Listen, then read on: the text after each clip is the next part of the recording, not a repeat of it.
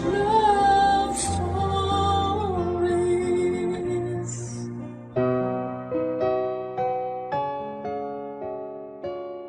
Ang pagbuo ng pamilya ang isa sa mga nakakasabik na parte ng buhay ng tao.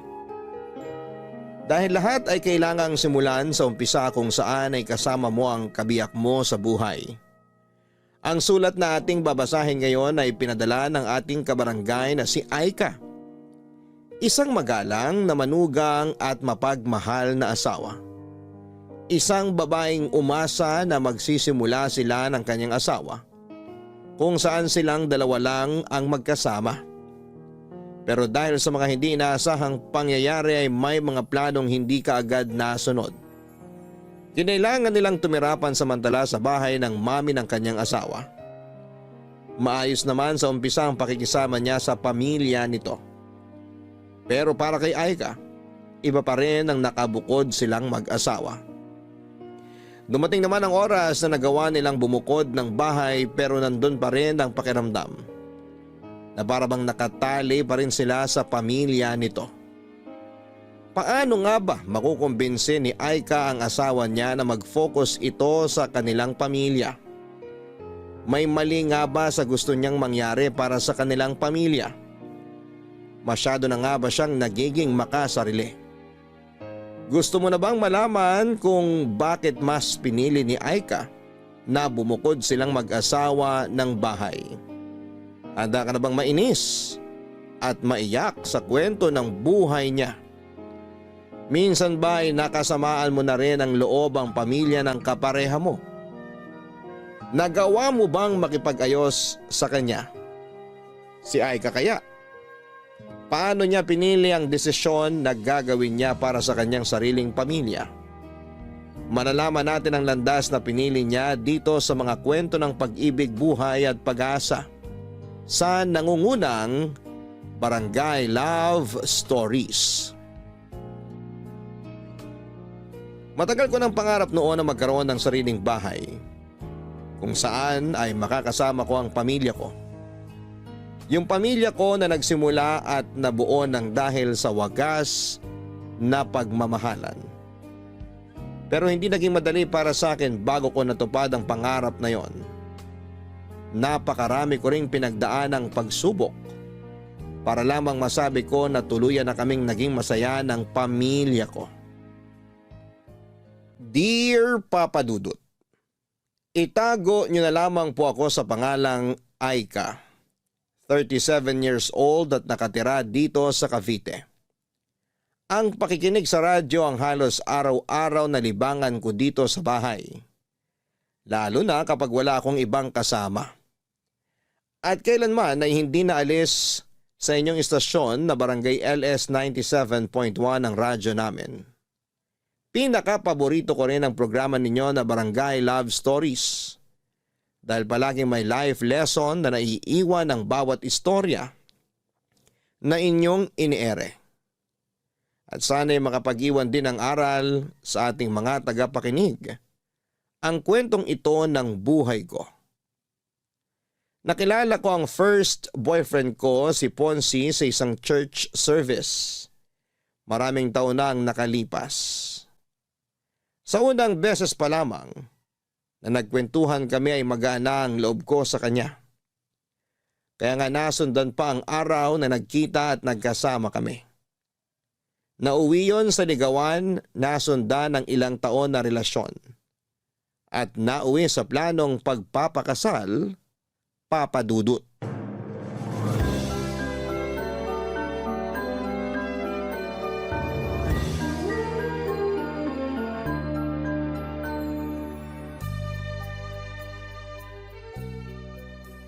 Naayos mo na bang listahan para sa invitation card na ipapaprint natin, mahal? Oo, ayos na yun. Na-double check ko na rin kagabi yung listahan. Sige, isasabay ko na sa pag-send ng email mamaya dun sa supplier na nakuha natin.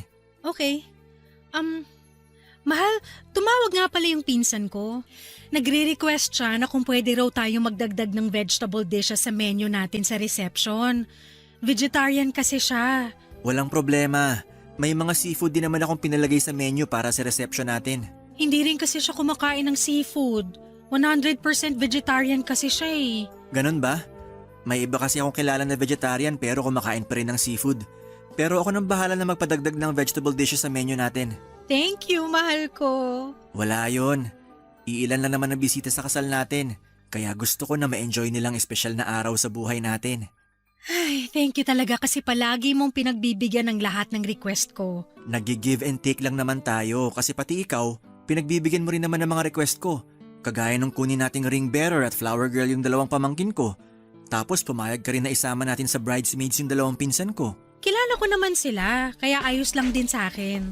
Oh, magmerienda muna kayo. Nagluto ako ng ginataang bilo-bilo para sa inyo. Ilalagay ko na tong tray ng pagkain dito sa lamesa at kumuha na lang kayo, ha? Ayan, sakto. Kasi nagugutom na rin ako sa ginagawa naming pag-aayos dito para sa kasal, Mami. Kaya nga naisipan ko na magluto ng paborito mong merienda. Thank you po, tita. Anong tita? Sabi ko naman sa'yo na mami na rin ang itawag mo sa akin. Sige po. Mami. Kukuha na po ako nitong mangkok ng ginataang bilo-bilo at nagugutom na talaga ako. Sige lang, Ponsi. May mga kailangan pa ba kayong asikasuhin o idagdag para sa kasal nyo? Halos kumpleto na rin po lahat. Hindi rin naman po kasi sobrang daming iimbitahan namin sa kasal kaya kaunti lang din ang dapat na asikasuhin. Maganda nga yung ganyan na pamilya at ilang kamag-anak at kaibigan lang ang invited. Para hindi na rin kayo masyadong mapagod sa pag-aasikaso ng lahat. Ay, ano palang balak nyo pagkatapos ng araw ng kasal nyo? Ang ibig kong sabihin, saan nyo balak na magstay habang hindi pa pwedeng tirhan ng bahay nyo? Napag-usapan na po namin ni Ponzi ang tungkol dyan. Uupa po muna kami ng apartment para sa aming dalawa. Tama po si Aika, Mami. May nakita na rin po ako ng apartment na malapit lang din sa opisina ko. Mangungupahan pa kayo? Opo, pero yung mura at maliit na apartment lang po ang balak naming upahan pansamantala.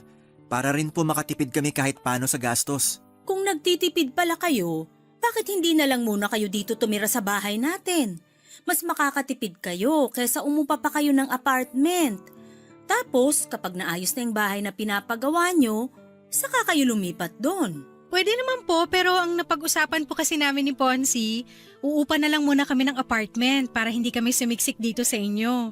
Ay malaki tong bahay namin, kaya wala kang dapat alalahanin. Wala rin namang ibang gagamit ng kwarto ni Ponzi kapag umalis siya, kaya dumito na lang muna kayo. Kesa magbayad kayo ng pang-upa sa apartment, idagdag nyo na lang yung pambayad dun sa pinapaayos nyong bahay. Alam mo, mahal, tama si Mami. Dito na lang muna tayo sa bahay namin pagkatapos ng kasal natin. Magre-resign ka na rin naman sa trabaho mo, di ba? Oo. Sakto. Hindi ka maboboard dito sa bahay kasi makakasama mo si Mami at ang mga kapatid ko kapag nasa trabaho na ako. Ano, ayos lang ba sa'yo? Sige, ayos lang. Walang problema sa akin, mahal. Papadudot ilang buwan ding nanligaw noon sa akin si Ponzi. Siya pa nga nagsabi na gusto niyang makilala ang mga magulang ko na noon ay nakatira sa Bulacan. Taga Bulacan kasi talaga ako at sa Cavite lang ako na-assign na magtrabaho. Kaya doon na rin ako halos tumira. Nang dalhin ko siya noon sa Bulacan at pinakilala sa mga magulang ko bilang manliligaw ko, kagad siyang nagustuhan ng mga ito. Natuwa sila kasi pala kwento daw si Ponzi at napaka-komportable nilang kausap ito. Pagkalipas ng isang linggo pagkatapos ko siyang ipakilala sa mga magulang ko ay sinagot ko na rin si Ponzi, papadudot. Ang pakikipagrelasyon kay Ponzi ang desisyon na kahit kailan ay hindi ko pinagsisihan. Wala kasi siyang ibang pinaramdam sa akin kung hindi puro pagmamahalang. Ang dami niya na ring naging plano noon para sa future namin. Sa first anniversary nga namin, nagulat ako sa naging regalo niya sa akin. Kumuha na pala siya ng bahay na hinuhulugan para sa aming dalawa. Halos maiyak ako noong gabi na yon kasi pakiramdam ko. Parang nananaginip lamang ako. At ilang buwan ang lumipas, nagplano na rin kami na magpakasal. Dahil hindi pa maayos ang bahay namin noon ay tumira muna kami sa bahay ng mami ni Ponzi kasama ang kapatid niya, Papa Dudut.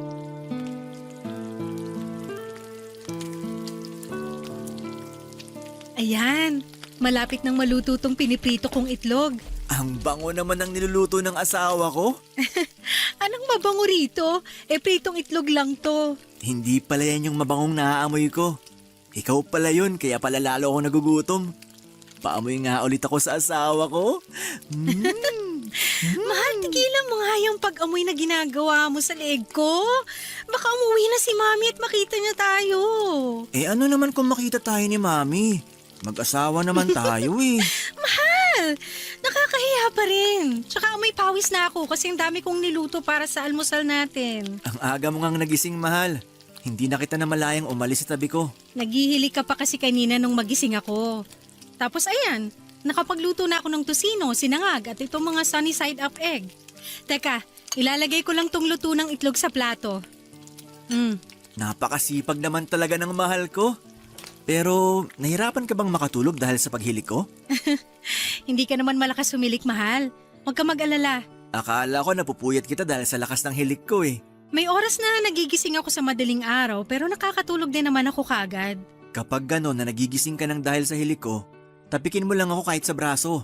Kahit ilang tapik pa hanggang sa maalimpungatan ako tumigil sa paghilik. Basta wag mo lang akong sasampalin ng malakas ha. Grabe ka naman! Hindi ko naman kailangan gawin na sampalin ka pa para lang huminto ka sa paghilik mo. Baka lang kasi naiinis ka kasi nga napuputol yung sarap ng pagtulog mo. Nasanay naman na ako kaya hindi mo kailangan na mag-alala ng ganyan. Masasanay ka talaga kasi araw-araw na tayo magtatabi sa kama. Teka, magbabanyo lang pala muna ako. Sige, patapos naman na ako rito. Ipagtitimpla na rin kita ng kape mo. Okay na siguro tong 5 pritong itlog para sa amin? Ilalagay ko na sa lamesa tong plato ng mga pinrito kong itlog. Ang bilis namang uminit sa labas ngayon, oh. Oh, Aika. Hi, Mami! Saan po kayo galing? Sa Zumba session sa may clubhouse. Kapag ganitong araw ng linggo, maaga talaga akong pumupunta doon para magpapawis. Kaya po pala nung gumising ako kanina, nakita ko po kayong lumabas ng bahay. Oo, maaga rin kasi talaga kaming nag-uumpisa para hindi gaanong abutan ng sikat ng araw. Kung gusto mo, pwede ka ring sumama sa akin doon. Magandang exercise ang Zumba para sa katawan natin. Naku, wala po akong hilig sa mga Zumba o exercise pero sige po. Sasama po ako minsan kapag sinipag ako. Sakto rin po ang uwi niyo kasi katatapos ko lang po magluto ng almusal natin. Naku, hindi pala kita nasabihan tungkol sa almusal ng mga anak ko. Bakit po? May mali po ba sa niluto ko? Ay, yung 2 nakababatang kapatid kasi ni Ponzi, magkaiba sila ng gustong luto sa itlog. Yung isa, gusto niya na puro egg white lang. Yung bunso ko naman, gusto niya na yung egg yolk lang ang para sa kanya.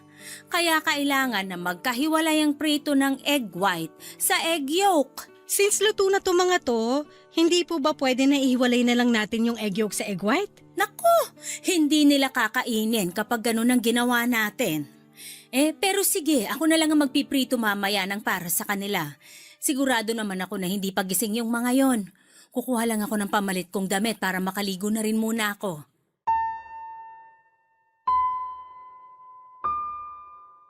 Papadudot pangalawa sa 4 na magkakapatid ang asawa ko. Ang ate niya ay wala na sa bahay dahil may sarili ng pamilya na nakatira sa ibang bansa. Ang 2 mas nakababata niyang kapatid ay nag-aaral pa noon sa kolehiyo. May kayang pamilya ni na Ponzi dahil maraming negosyo ang mami niya. Malaki rin ang bahay nila kaya may sarili kaming kwarto ng asawa ko. Pero sa totoo lang, ayoko sa ideya na doon muna kami mag-stay sa kanila pagkatapos ng kasal namin. Ang gusto ko kasi talaga ay magkaroon kami ng solong bahay ni Ponzi.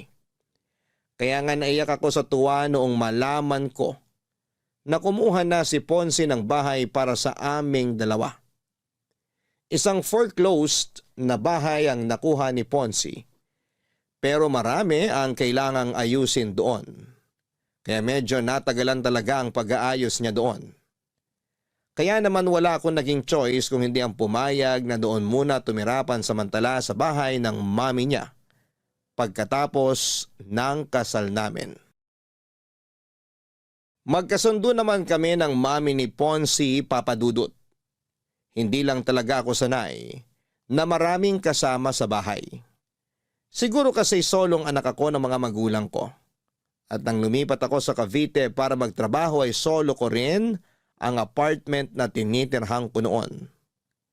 Pero nang tumira ako sa bahay ni na Ponce, sobrang nanibago ako, Papa Dudut. Ang dami kasi namin sa bahay at hindi rin ako sanay na may ibang tao na inaasikaso. Tapos ay pumayag pa ako na mag-resign sa trabaho kaya palagi lang talaga akong nasa bahay. Advice din kasi ng OB ko na tutukan ang pag-aalaga sa katawan ko para mabigyan ko na kaagad ng anak ang asawa ko. Ang sabi naman ni Ponce, pansamantala lamang yon. Sa oras na maging tuluyan ng maayos na ang sariling bahay namin, lilipat na kami kaagad doon. Kaya naman wala akong nagawa kung hindi ang sumang-ayon na lamang sa kanya. Iniisip ko na lamang na maswerte ako kasi mabait ang biyenan ko. Hindi siya yung kagaya ng mga napapanood ko sa teleserye kung saan ay nagiging kontrabida ang mga biyenan. At ginagawa ko na lang ang lahat ng makakaya ko para pakisamahan lahat ng mga tao sa bahay ni na Ponce, Papa Dudut.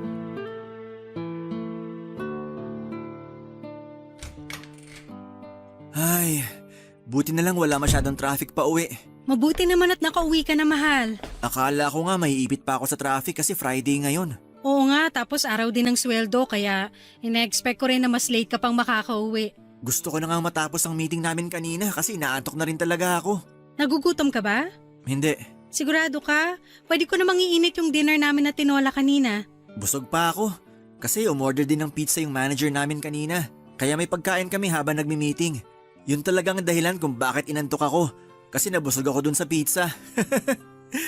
Ay, makahiga nga muna dito sa kama natin. Sandali lang, ikukuha muna kita ng pambahay. Mamaya na. Huwag ka munang umalis dito sa tabi ko. Hindi ka ba muna maliligo o magpapalit ng damit? Mamaya na. Payakap muna ako sa asawa ko. Ito, yayakapin kita ng sobrang higpit.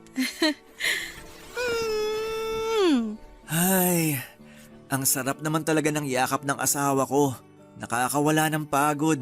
Gusto mo i-massage kita? Mamaya na lang, mahal. Mas gusto ko magpahinga dito sa mga yakap mo. Bakit nga pala gising ka ng ganitong oras?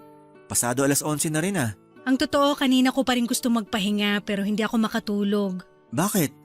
May masakit ba sa'yo? Masama ba pakiramdam mo? Walang masakit sa akin at ayos lang din ang pakiramdam ko. Ano lang, nasa kwarto kasi ngayon ng bunsong kapatid mo yung mga kaibigan niya. Mga kaklase niya yata yun. Ah, oo. Mga kaklase niya nga yun.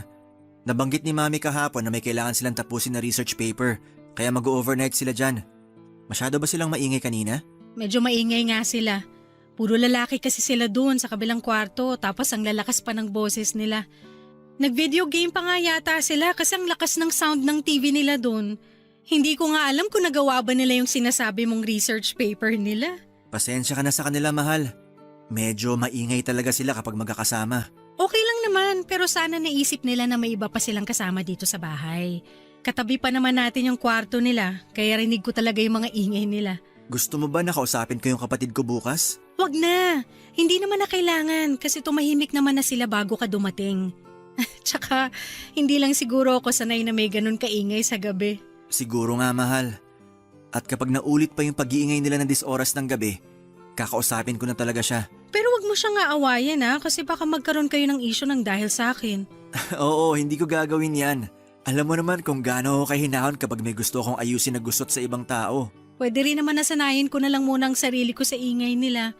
Minsan lang naman sila pumunta dito sa bahay, 'di ba? Kapag sem break nila, mas madalas sila dito sa bahay, mahal. Ganun ba? Sige, mukhang kailangan ko na rin talagang masanay sa ingay nila. Pasensya na talaga, mahal.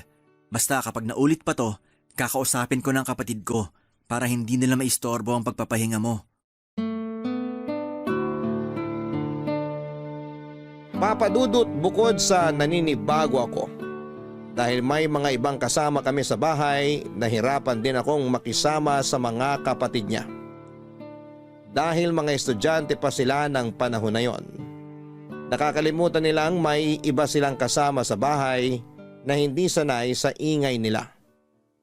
Madalas akong napupuyat lalo na kapag nag-i-sleep over ang mga kaibigan ng kapatid niya sa bahay.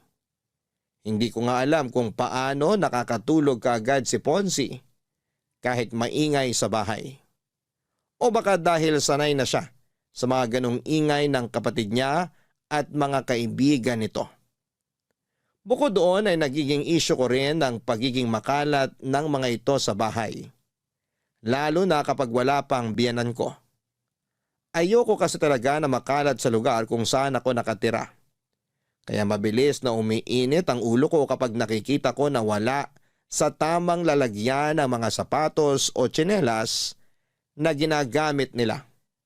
Pati na ang pagliligpit ng pinagkainan nila ay madalas na ako ang gumagawa. Kasi kung hindi ko gagawin yon ay tatambak lamang yon sa lababo hanggang sa hapunan. Pero tiniis ko na lamang ang lahat ng yon bilang pakikisama sa kanila. Hanggang sa dumating ang panahon na sa wakas ay nagdalang tao na rin ako, Papa Dudut. Ang sarap talaga nitong ginataang tulingan na luto nyo, Mami. Tama po si Ponzi. Isa po to sa pinakapaborito ko na niluluto nyo. Mabuti pa kayo, gusto nyo yung ginataang tulingan ko. Yung dalawang kapatid kasi ni Ponzi, nag-order pa ng pagkain para doon kainin sa mga kwarto nila. Hindi kasi talaga nila gusto kapag yan ang niluluto ko. Kaya po pala hindi sila sumabay sa atin na maghapunan. Nung nakita nila kaninang naglilinis ako nitong isdang tulingan, sinabi kaagad nila na o-order na lang sila ng pagkain nila. Ang sabi ko nga, ipagpiprito ko na lang sila ng manok pero ayaw din nila. Baka po may iba rin silang trip na kainin sa hapunan, Mami. Mukhang ganun na nga. Nakita ko na burger at fries ang in-order nilang pagkain. Mabubusog po ba sila sa mga in-order nila na pagkain? Ganon talaga ang dalawang yon, mahal. Kapag hindi nila trip ang ulam, matik na burger at fries ang i-order nilang pagkain. Sa kanilang magkakapatid, yung dalawang yun talagang pinakapihikan pagdating sa pagkain. Ayaw nila ng may gata o magulay na pagkain. Madalas ang gusto nila mga inihaw o piniritong karne ng manok at baboy. Di ba ganon din si Daddy? Nakwento niyo po dati? Oo, doon talaga sila sa daddy mo nagmana na hindi rin palakain talaga ng gulay. Buti na lang po mahilig sa gulay si Ponzi. Mabuti na lang at sa akin siya nagmana pagdating sa bagay na yon kahit na hindi ko siya kamuka. Ay, kamusta nga pala yung check-up mo kanina? Maayos naman po, Mami. Wala naman po nakitang problema ang ubigay ni ko sa pagbubuntis ko. Mabuti naman. Ilang buwan na nga uli yan? 5 months na po. 5 months pa lang pala yan. Pero parang masyado ka na yatang malaki, Aika. Po? Ano pong ibig niyong sabihin, Mami? Parang ang bilis mong tumaba. Mukha naman pong sakto lang ang laki ng katawan ni Aika, Mami. Normal din naman daw po ang weight niya, sabi ng doktora niya kanina. Nako, minsan hindi yun basta nakikita sa timbang. Magugulat na lang kayo sa next follow-up check-up niya. Kailangan ng bantayan ng mga pagkain ni Aika. Nung magbuntis kasi ako, hindi talaga ako lumobo ng sobra. Halos tiyan ko na nga lang ang lumaki sa akin nun. Nakita ko nga po yung ibang picture niyo nang pinagbubuntis niyo yung bunsong kapatid ni Ponzi. Grabe, ang payat niyo pong magbuntis talaga. Hindi kayo sobrang tumaba o kahit na manasman lang? Sexy talaga magbuntis si Mami. Lahat ng mga pregnant photos niya, parang hindi siya buntis kapag tinakpan ng tiyan niya. Mahilig din kasi kung mag-exercise kahit buntis ako. Kaya nga ikaw, Aika, sumama ka na sa akin minsan sa clubhouse kapag Sabado at Linggo ng umaga. May mga light Zumba session naman sila para sa mga buntis na kagaya mo. Pwede nga yun, mahal, no? Sabi naman ni doktora kanina, pwede ka ng mga light exercise. Makakatulong din daw yun para hindi ka mahirapang manganak. Ayun naman pala! May advice na rin sa'yo ang doktora mo kaya sumama ka na sa akin sa Sabado. Ipapakilala kita dun sa mga kumari at kaibigan ko. Sigurado ko na mag-i-enjoy ka rin kapag nasubukan mo ng isang beses. Wala po kasi talaga akong hilig sa ganyan. Subukan mo lang, mahal. Feeling ko mag-i-enjoy ka rin kapag nakasanayan mo na. Tingnan mo si Mami, mas mukhang bata kaysa sa edad niya. Nakakabata naman kasi talagang kahit na anong klase ng exercise. Kaya samahan mo na ako kahit minsan lang na magsumba, Aika. Sige po, Mami. Sasamahan ko po kayo sa Sabado. Papadudot nung una talaga ay sinubukan ko rin na isuggest kay Ponce na kumuha muna kami ng pansamantalang apartment. Kasi ayoko talaga sa ideya na doon kami tumira sa kanila.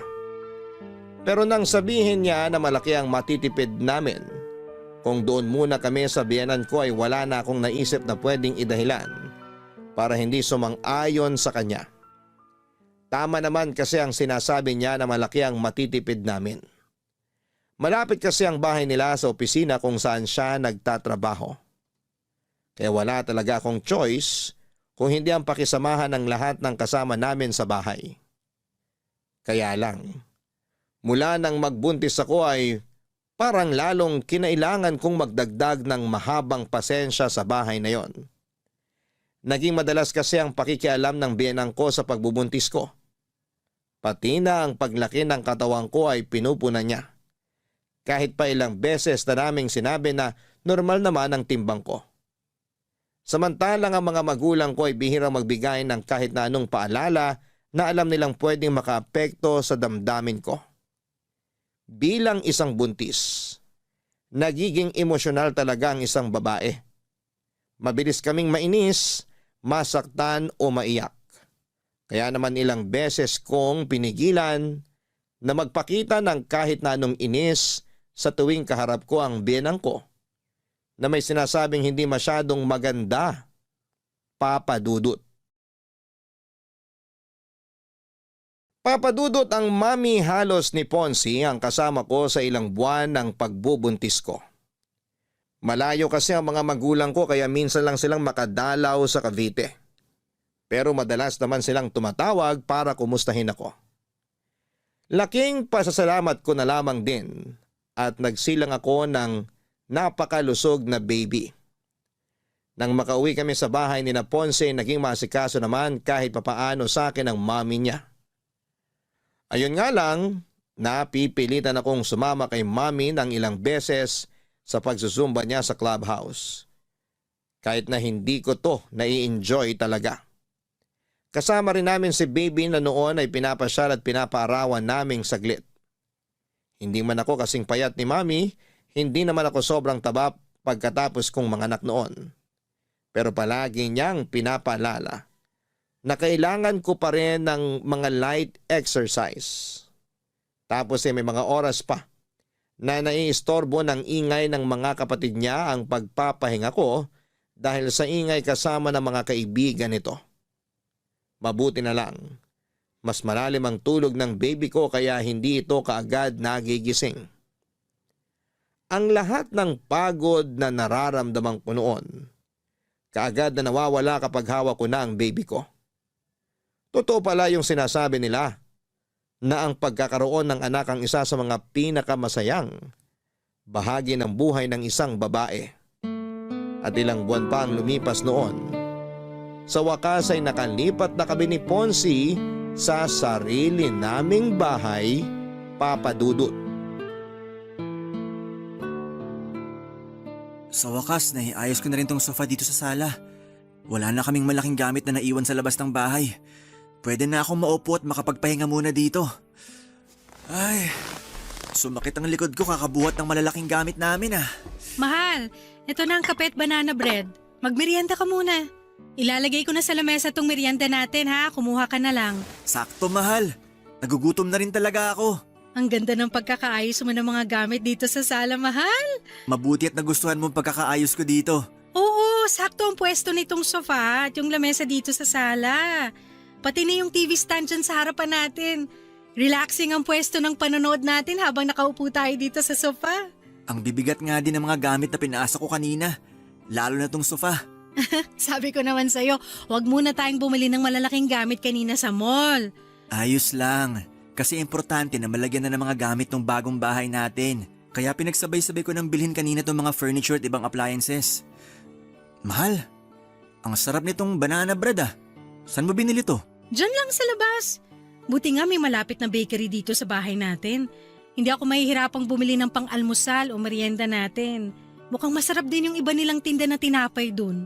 Tapos may malapit din na sari-sari store na halos katapat lang ng bakery na nakita ko. Sakto.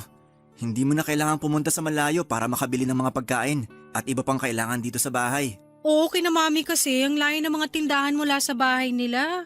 Kaya hindi ako masyadong nakakalabas noon. Kaya nga kapag nag-grocery si Mami, maramihang supply na talaga ng pagkain at iba pa niyang kailangan ng binibili niya. Ayaw niya rin kasing lumabas-labas ng bahay kasi malayo talagang tindahan dun sa bahay eh. Sa bagay, nakakatamad talaga na maglakad ng malayo kung toyo o suka lang naman ang bibilhin mo. Mahal. Pasensya na pala kung hindi na ako nakatulong sa pag-aayos dito sa sala. Ang tagal kasi bago nakatulog ni baby sa kwarto. Ayaw niyang tumigil sa pag-iyak mula nang makauwi tayo galing sa mall. Narinig ko nga. Mukhang naninibago pa rin siya hanggang ngayon dito sa nilipatan natin. Pangatlong araw pa lang din kasi natin ngayon, kaya sigurado kung nakakaramdam pa rin siya ng pagbabago sa paligid niya. Pero grabe, ang sarap sa pakiramdam na nakatira na tayo sa sarili nating bahay. Simula pa lang to, mahal. Simula pa lang to ng pagtupad natin sa mga pangarap natin. Oo, sa wakas. Mas nararamdaman ko nang naaabot natin ang mga plano at pangarap natin. Pasensya na, mahal, kung medyo na-delay ng konti ha. Hindi mo kailangang humingi ng pasensya. Dahil alam ko naman na ginagawa mo ang lahat para sa pamilya na to. Basta babawi ako sa inyo ng anak natin, mahal. Ito na ang totoong simula ng pagtupad ko sa mga pangako ko sa iyo bilang asawa mo.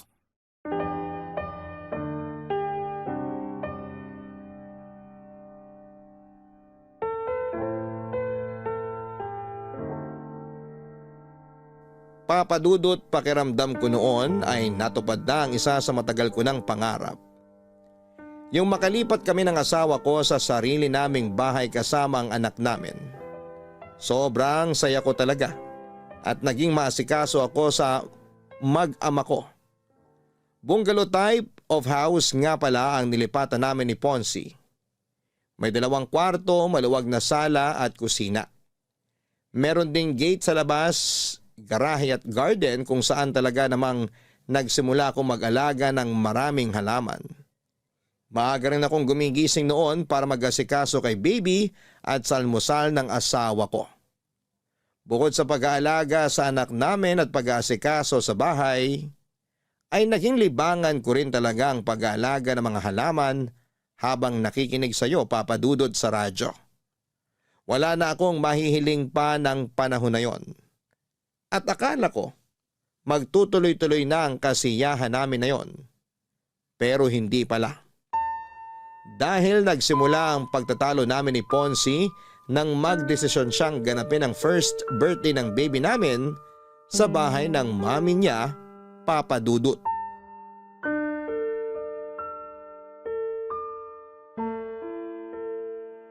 Ang dami namang hugasin dito sa lababo. Makapaghugas nga muna. Mahal?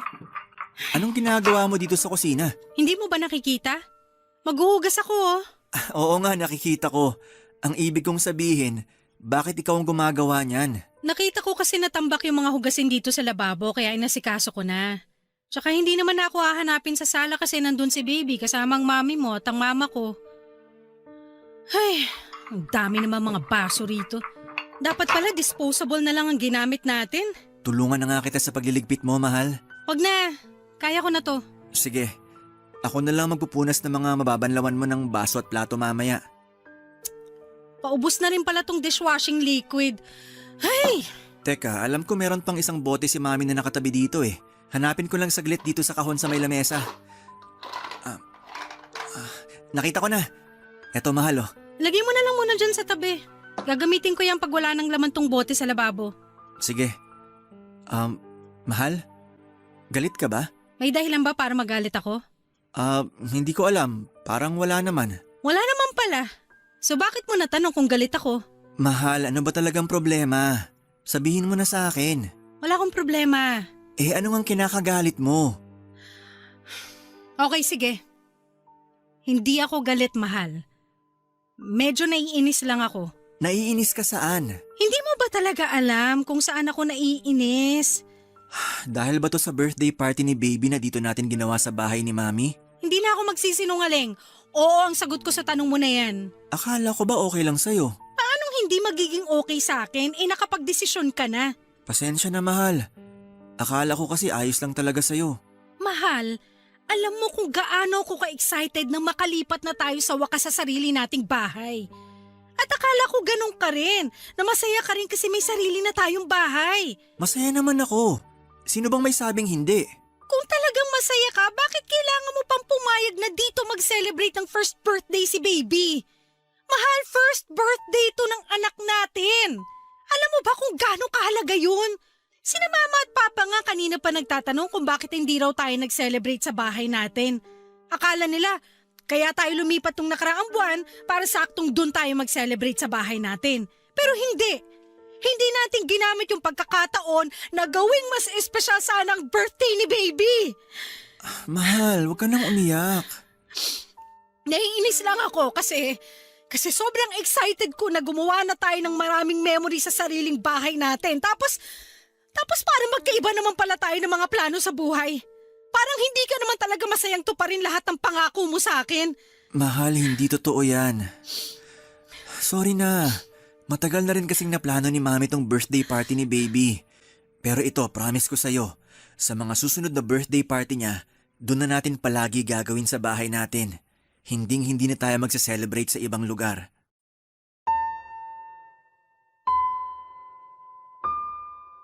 Papadudot, bago pa man sumapit ang first birthday ng baby namin ni Ponce ay marami na kagad akong naisip na plano noon.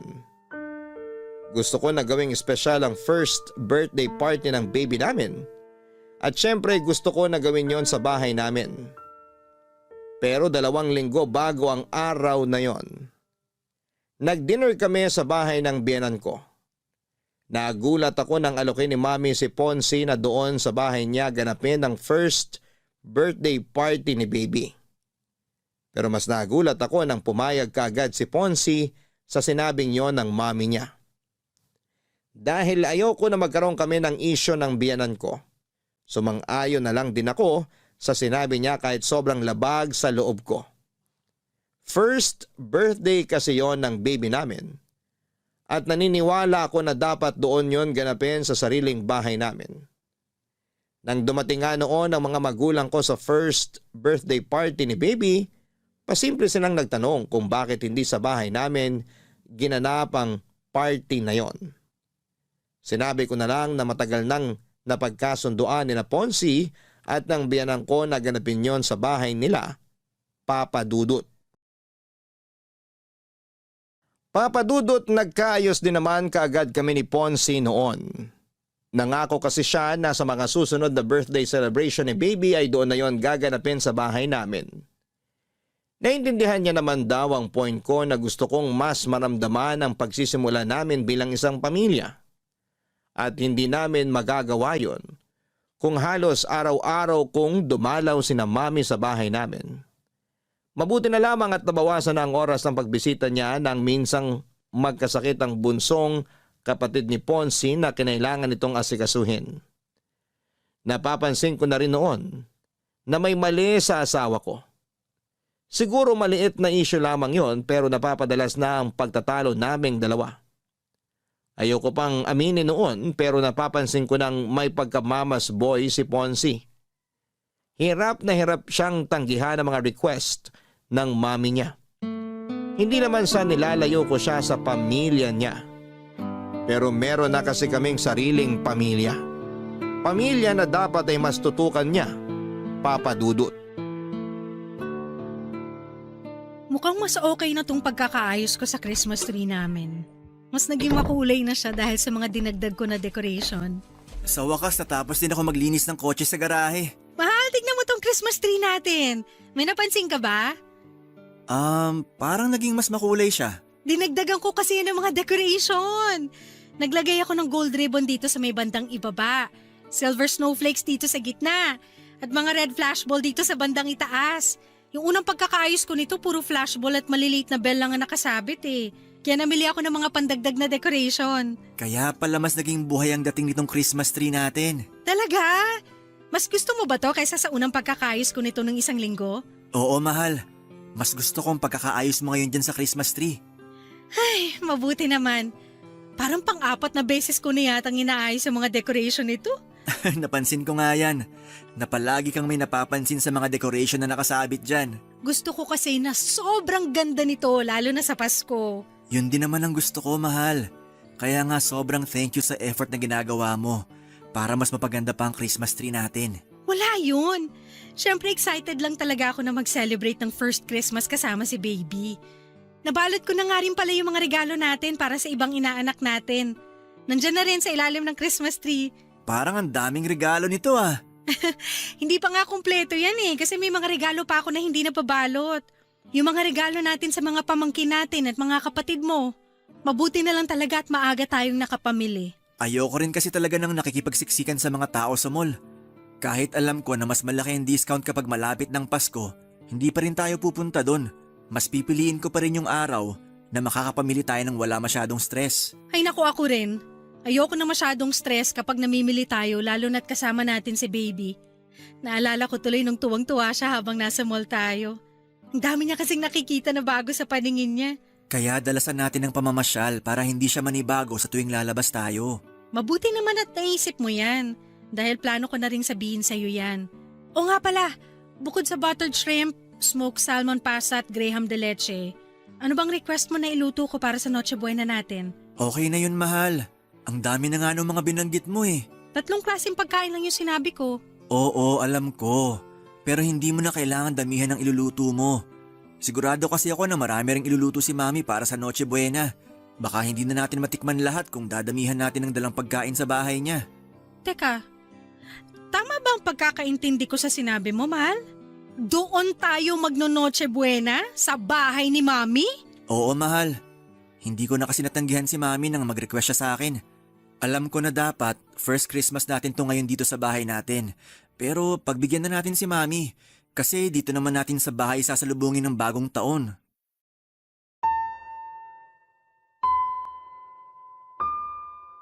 Papadudot na gulat ako nang sabihin ni Ponce na doon kami magpasko sa bahay ng mami niya. First Christmas celebration dapat namin yon sa sarili naming bahay. Pero mas pinili niya na gawin yon sa bahay ulit ng mami niya. Ang nakakainis pa doon, yung paggawa niya ng desisyon na hindi man lang tinatanong kung ayos lang ba sa akin.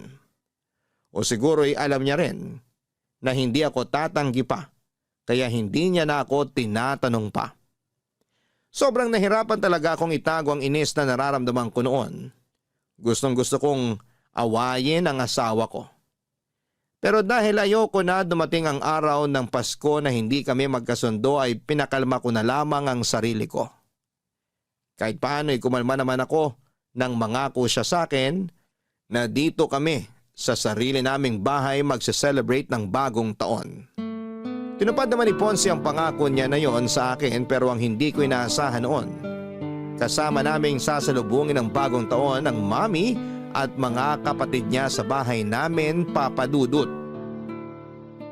Salamat sa pag-aasikaso niyo sa amin ng mga kapatid ni Ponce, Aika. Walang anuman po, Mami. Sana po nag-enjoy kayo sa pagse-celebrate natin ng bagong taon dito sa bahay namin. Siyempre naman, ang sasarap ng mga hinanda mong pagkain. Sabi ko naman po sa inyo, mas masarap na magluto ngayon ng asawa ko eh. Napansin ko rin yan sa dami ng mga nakain ko kagabi.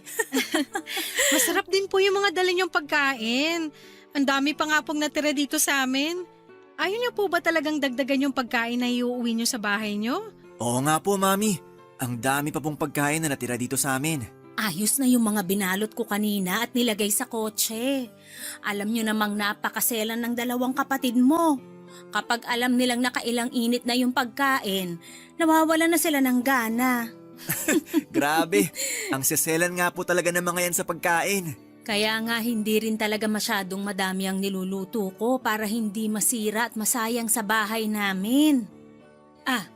Aika, sigurado ka ba na ikaw nang bahala sa lahat ng kalat at ligpitin na naiwan namin sa bahay nyo? Opo, Mami. Kayang-kaya na po namin ni Ponce yun. Pasensya na at medyo naging makalat yung dalawang anak ko, ha? Ayos lang po. Tuwang-tuwa naman si Baby sa kanilang dalawa kagabi. Oo nga po. Hanggang ngayon ang himbing ng tulog ni Baby sa kwarto namin. Namiss lang din ng mga kapatid mo yung anak mo. Kaya dalas-dalasan niyo sana ni Aika ang pagdalaw sa bahay. Sige po, Mami. Basta maluwag ang schedule ko, dadalaw po kami sa inyo. Mabuti naman kung ganon. O sige, pupunta na ako sa sasakyan namin at baka naiinip ng mga kapatid mo doon. Salamat uli Aika ha. Happy New Year sa inyo. Happy New Year din po, Mami! Mag-iingat po kayo. Bye-bye. Ako na magsasara nitong gate. Sige, mauna na akong pumasok sa loob ng bahay. Unahin ko munang linisin itong mga nagkalat na unan at kumot dito sa sala. Mahal, ako na lang magliligpit ng mga pinagkainan natin sa lababo. Ikaw ang bahala. O gusto mo, unahin ko munang ayusin ang mga kalat sa garden. Ang sabi ko, ikaw na ang bahala, di ba? Hindi mo naman kailangan magtaas ng boses, mahal. Tanong ka pa kasi ng tanong. Pwede naman gawin na lang kung anong gusto mong unahin. Kasi yun naman lagi ang ginagawa mo, di ba? Wala ka naman talagang pakialam sa opinion ko o kahit ano pang sabihin ko. Mahal, alam mong hindi totoo yan. Mag-asawa tayo, kaya... Kaya bigla ka na lang gumagawa ng desisyon. At hindi mo man lang tinatanong kung okay lang ba talaga sa akin. Tungkol ba to sa pagse-celebrate natin ng bagong taon kasama sina Mami? Oo! Ahika, tinanong naman kita tungkol doon at ang sabi mo, ayos lang nakasama natin sila na salubungin ng bagong taon. Ponsi, tinanong mo yan sa akin nung nandyan na sa labas sina Mami. Alangan namang humindi ako at palisin ko sila, di ba? Alam mo, akala ko talaga naiintindihan mo na ako pero hindi pala! Sorry.